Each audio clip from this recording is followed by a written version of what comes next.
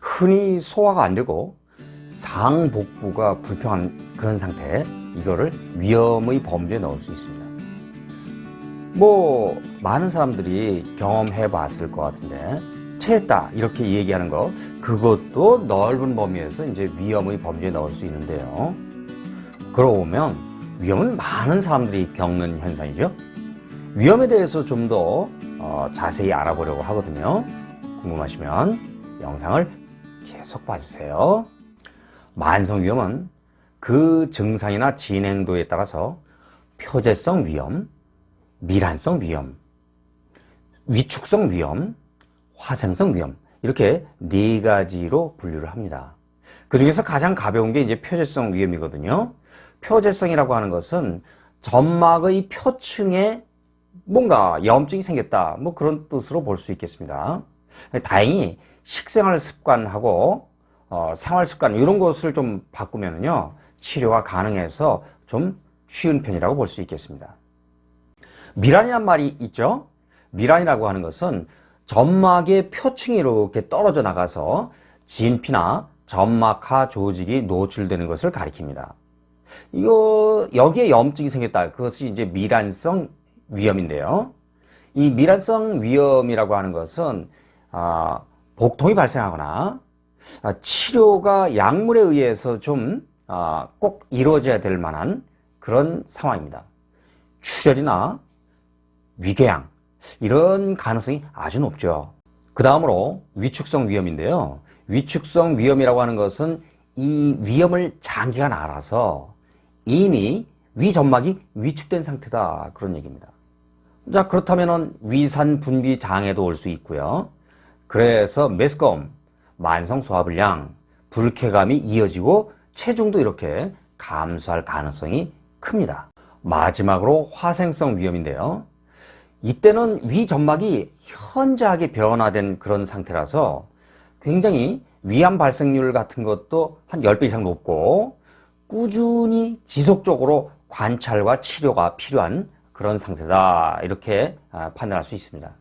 위산은 음식물의 소화, 그리고 외부에서 들어오는 이제 박테리아 같은 거, 아니면 기생충 이런 것들 이제 죽입니다. 살균 이런 기능이 있고요. 담즙 또는 소화효소 분비를 돕는 그런 작용을 합니다. 왜냐하면 이제 위산의 산도가 이게 말하자면 소화효소 분비를 유발하는 신호와 같은 그런 구실을 하거든요. 위산이 충분치 않으면 위에서 다음 단계로 넘어가는 소화효소들이 충분하게 분비되지가 않습니다. 그렇다면 당연히 소화에 문제가 좀 생길 수 있겠죠. 자, 그래서 이 위산이 신호 구실을 한다 하는 점을 좀 기억해 뒀으면 좋겠습니다. 자, 그래서 위산의 신호를 받아서 12장은 담즙을 분비합니다. 그래서 담즙 분비가 되면은 지방, 그 다음에 지용성 비타민 이런 것들을 소장에서 잘 흡수할 수 있도록 그렇게 도와주는 그런 작용을 하죠. 위산이 생성되려면 부교감 신경이 활성화되어야 합니다. 그리고 마그네슘과 소금이 필요합니다. 스트레스에 시달리는 현대인들한테서는 이 스트레스로 인해서 교감신경이 활성화되고 부교감신경은 활성화될 틈이 없습니다. 마그네슘은 아무리 섭취를 해도 체내에 저장 가능한 양이 총 24g을 넘지 않습니다. 평소 녹채소를 다량 섭취하지 않으면 마그네슘이 부족할 수밖에 없겠죠. 위산은 사실 화학적으로 보면 염산이라고 봐도 됩니다. 염산이면 HCl 이렇게 볼 수 있겠죠. 이 중에서 Cl, 염화이온인데 이 염화이온은 소금에서 얻어낼 수 있습니다. 자, 그런데 말이죠. 요즘 저염식을 권하는 그런 식습관이 있지 않습니까? 그러다 보면은 아무래도 저염식이다 할 것 같으면은 소금이 부족할 가능성이 높습니다. 위산 생성에 영향을 주는 요인을 한번 살펴본다면 현대인에게 뭔가 위산 과다가 올 가능성은 굉장히 낮지 않을까, 이런 생각이 듭니다. 현재의 상황을 한번 돌아볼까요? 콜레스테롤 낮추고 음식도 싱겁게 먹었는데 고혈압, 심장마비 줄었나요? 오히려 속쓰림만 증가했죠. 자, 이게 이제 지금 현재 우리가 느끼는 현실이다, 그런 얘기입니다. 그렇다고 해서 의도적으로 짜게 먹어라, 그런 뜻이 아닙니다. 적당히 간을 맞춰서 맛있게 먹어라, 그런 뜻이죠.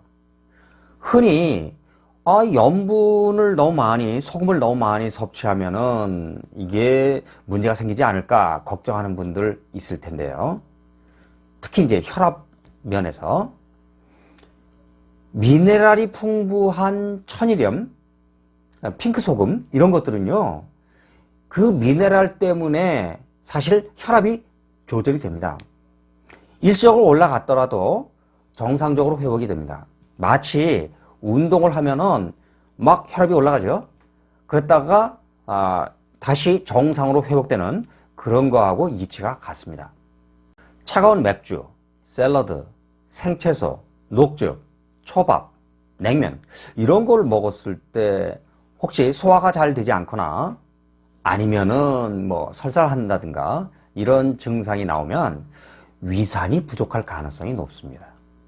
위산이 부족하게 되면 육류처럼 뭔가 단백질이 많은 그런 식품을 섭취했을 때 소화하는데 많이 어려움을 겪게 됩니다. 자, 그럼 한번 생각해 보세요. 소화가 잘 이루어지지 않으면 위장에 오래 머물게 되겠죠. 그럼 위장벽을 더 막 자극을 하게 됩니다. 위산이 부족하면 아무래도 산도가 떨어지니까 살균 능력도 좀 약해지겠죠. 그렇다면 살아있는 유해균이 더 많이 존재할 수 있습니다.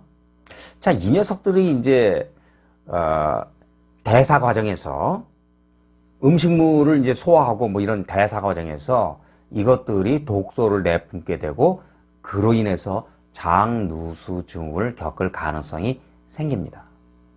위산 부족은 미네랄 결핍을 유발할 수도 있습니다. 알칼리성 그런 그 미네랄 중에 하나인 칼슘 같은 경우, 이 칼슘은 산도가 강하다는 얘기는 pH가 좀 낮은 것을 의미하죠. 그러면 이제 소화 흡수가 잘 됩니다. 근데 문제는 위산이 부족해서 산도가 충분히 낮지 않으면, 어중간하게 좀 올라가면, 그럼 이제 칼슘이 흡수가 잘 안 되죠. 게다가 마그네슘마저도 만약에 부족하다, 위산 부족, 마그네슘 부족 이렇게 됐을 경우 무슨 문제가 생기냐면은 이 칼슘이 제대로 뼈로 돌아가지를 못해요. 마그네슘이 칼슘을 뼈로 이제 돌려보내는 데에 일정 부분 역할을 하거든요. 그러면 칼슘이 뼈로 돌아가지 못하니까 이 칼슘이 혈액 속에서 너무 많아진다. 그러면 여러분들 뭐가 문제가 되겠어요? 바로 동맥경화, 혈관이 딱딱해지는 겁니다. 이런 게 이제 문제가 되겠죠. 자, 그래서 뼈로 이동하지 못한 칼슘 때문에 혈액 속에 칼슘 농도가 높아져서 동맥경화를 유발할 수 있다 하는 점 유의해야 되겠고요. 칼슘과 관련된 내용은 위에 카드 띄워낼 테니까 그거 참고하시면 도움이 많이 될 것 같습니다. 위염 얘기를 하다 보니까 헬리코박터, 이 녀석을 거론하지 않을 수가 없네요. 헬리코박터는 위염, 위궤양을 일으키는 직접적인 원인이 됩니다. 1982년에 마셜 박사는 자기가 자기 몸에다 실험을 했어요. 어떤 실험이냐? 그 당시까지만 해도 위에는 위산이 너무나 강력해서 균이 존재하지 않는다, 이렇게 가설이 있었거든요. 그게 맞지 않다, 이것을 입증하기 위해서 베리 마셜 박사가 자기 몸에다가 실험을 한 거예요.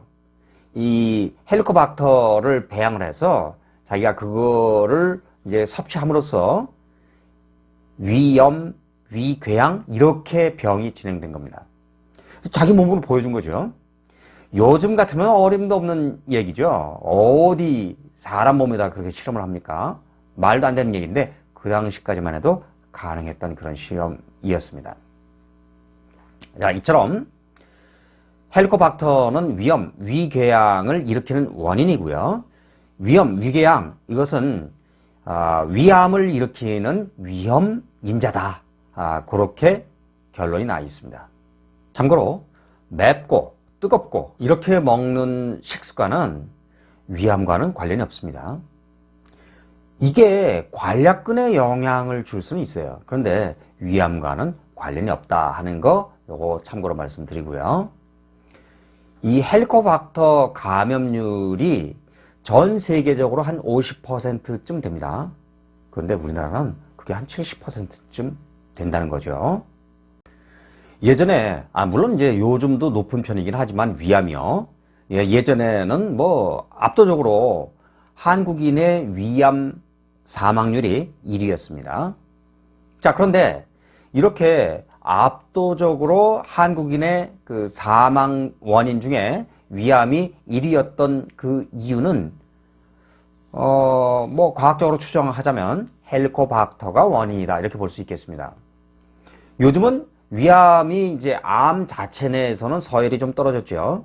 뭐 대장암, 유방암 뭐 이런 것들이 더 높아졌으니까요.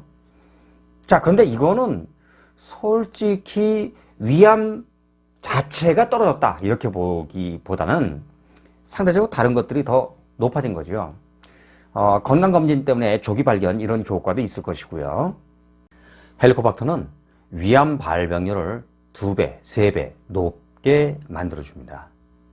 5살 이전의 어린이들 같은 경우 엄마 아빠가 이쁘다고 뽀뽀해주고 이런 것 때문에 엄마 아빠가 만약에 헬리코박터에 감염되어 있다 그러면 아기들도 그 아이들도 감염될 가능성이 그래서 높아지는 겁니다.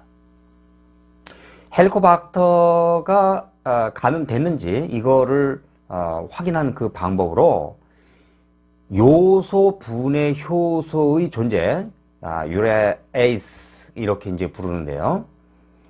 이거 가지고 이제 파악을 합니다. 이 헬리코박터에서 요소 분해 효소를 분비하는데 요소를 분해하면은 이산화탄소와 암모니아가 생성되거든요. 그런데 암모니아 같은 경우 이게 염기성이란 말이에요. 위산을 중화시킬 수 있죠. 그렇게 되면은 헬리코박터가 이게 생존하기 유리한 조건. 위산 강력한데 그걸 이제 암모니아로 이제 뭐 중화시켜 버리고 그러면은 헬리코박터한테는 유리하겠죠. 자, 여기서 생각나는 게 바로 제산제입니다. 만약에 제산제를 먹잖아요. 어떻게 될까요? 위산을 중화시켜서 헬리코박터가 살기에 오히려 더 유리한 환경을 만들어주는 겁니다. 좀 어처구니 없는 일이 벌어지는 겁니다.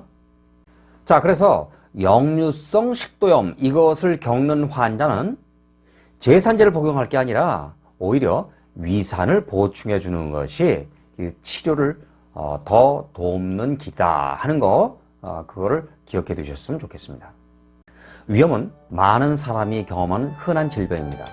그런데 말이죠, 이 위염을 그냥 관리하지 않고 방치하면 심각한 질병으로 전환될 수 있습니다. 평소에 위를 건강하게 잘 관리하는 것이 중요합니다. 물론 식생활 습관 이런 것들을 좀 바꿔야 되겠죠. 그렇게 해서 잘 관리한다 그러면 충분히 건강하게 행복하게 잘 유지하실 수 있을 겁니다. KNL은 여러분과 여러분의 가족 건강을 위해 노력하는 여러분을 응원합니다. 건강에 유익하고 좋은 정보, 과학적으로 검증된 정보를 알려드리기 위해서 최선을 다하겠습니다. 이 영상이 마음에 드신다면 주변에 좀 널리 알려주시고요. 좋아요, 구독, 알림 설정까지 부탁드리겠습니다. 이번 영상은 여기까지입니다. 여러분들 수고하셨습니다. 끝까지 시청해 주셔서 감사합니다. 다음 시간에는 더욱더 건강해지고 행복한 모습으로 뵙기를 기대합니다. 이만 마치겠습니다. 수고하셨습니다. 안녕히 계십시오.